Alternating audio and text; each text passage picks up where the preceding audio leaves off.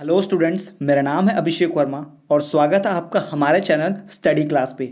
Students, जैसा कि आपने थंबनेल में देख लिया होगा कि आज के इस वीडियो लेक्चर में हम बात करने वाले हैं सेकंड ईयर का प्रोफिशिएंट इंग्लिश के क्वेश्चन पेपर का रिव्यू। जी हाँ, 2021 में प्रोफिशिएंट इंग्लिश का जो प्रश्न पत्र आया था उसका रिव्यू हम करेंगे। तो चलिए बिना किसी देरी के शुरू करते हैं। लेकिन शुरू करने से मेरी आपसे एक छोटी सी रिक्वेस्ट कि अगर आप मेरे चैनल पर नए हैं तो चैनल को सब्सक्राइब जरूर कीजिएगा, बेल नोटिफिकेशन को ऑल पर रखिए ताकि कोई भी वीडियो मिस ना करें। चलिए स्टूडेंट्स, आगे बढ़ते हैं और देखते हैं question paper review proficient English का। यहाँ पर सब्जेक्ट को 905N लिखा हुआ आप देख सकते हैं। प्रथम वर्ष यानी पहली पाली की परीक्षा है, समय 3 घंटे और मैक्सिमम जो मार्क्स मिलते हैं 25 अंकों की। इसके पश्चात आप यहाँ देख सकते हैं इंस्ट्रक्शंस यानी कि दिशा निर्देश। सभी क्वेश्चन कंपलसरी है, मार्क्स क्वेश्चंस के आगे दिए गए हैं। फिर क्वेश्चन नंबर 1 जो ऑब्जेक्टिव टाइप यानी क्वेश्चन 1 जिसमें 5 आते हैं वह वस्तुनिष्ठ है, और क्वेश्चन नंबर 2 से 7 से वेरी शॉर्ट वाले हैं जिनको 30 वर्ड्स 30 शब्दों में लिखना होता है।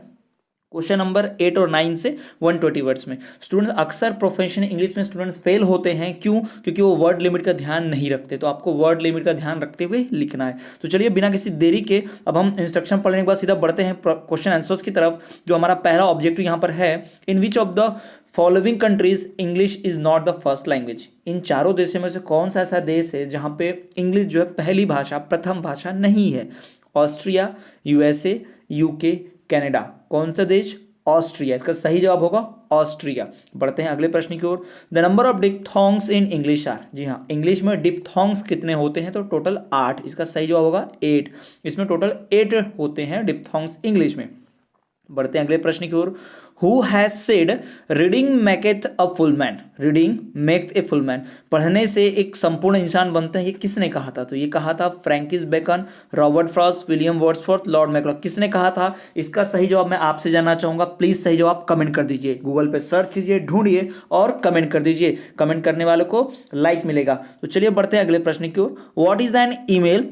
अगला प्रश्न आया था what is an email. Email क्या होता है? आपने सुना होगा जीमेल, हॉटमेल। जी हाँ, तो ये जो ईमेल होता है वो इलेक्ट्रॉनिक कम्युनिकेशन को कहते हैं। तो इसका सही जवाब होगा B, a means of electronic communication.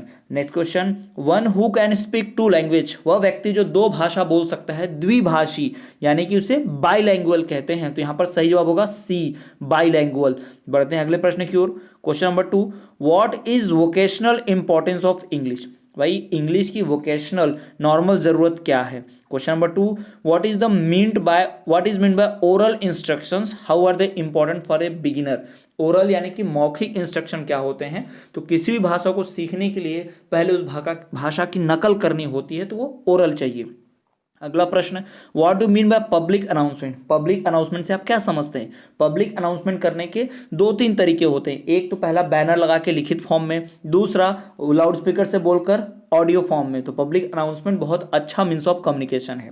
उसके पश्चात difference between transitive and intransitive verb. Transitive और इंट्रांजिटिव वर्ब का मतलब क्या होता है, इसके बीच का डिफरेंस क्या है? तो मैं आपको बता दूं, ऐसा वर्ब जो ट्रांजिटिव यानी कि बदल जाता हो, ट्रांसफॉर्म हो जाता हो सब्जेक्ट के वजह से, उसे ट्रांजिटिव वर्ब कहते हैं। The verb which changes due to subject is known as transitive, while the verb which do not changes due to subject is known as intransitive. यानी किसी सेंटेंस में अगर सब्जेक्ट बदल रहा है तो जो ट्रांजिटिव वर्ब होता है वही बदल जाएगा, तो उसे ट्रांजिटिव कहते हैं, और वो नहीं बदलता है तो इंट्रांजिटिव वर्ब है। इसके बाद देखिए होमोनिम्स क्या है, एग्जांपल दीजिए। होमोनिम्स यानी ऐसे शब्द जिन्हें हम बोलते सेम है लेकिन लिखते अलग हैं। जैसे कि SLEEP स्लीप यानी सोना, SLIP स्लीप मतलब फिसलना। तो उस दोनों को हम बोलेंगे एक जैसा, स्लीप स्लीप, लेकिन दोनों का मतलब एक का अर्थ होता है सोना, एक का फिसलना। ठीक, ऐसे एग्जाम्पल देना है। What are the 3 degrees of adjective की एग्जाम्पल। एडजेक्टिव के 3 डिग्री कौन सी होती है? जी हाँ, सुपरलेटिव, पॉजिटिव, कंपैरेटिव डिग्री होती हैं। Good, better, best, beautiful, more beautiful, most beautiful, ये इसके एग्जाम्पल हैं। इसके पश्चात क्वेश्चन है describe the process of either skimming और स्कैनिंग। स्कीमिंग और स्कैनिंग का हमें क्या करना है? प्रोसेस को डिस्क्राइब करना है। और लास्ट जो क्वेश्चन है यहाँ पर आपको देख पा रहे होंगे, 9वां number question. Write a letter to your friend inviting him और her to stay with you during the summer.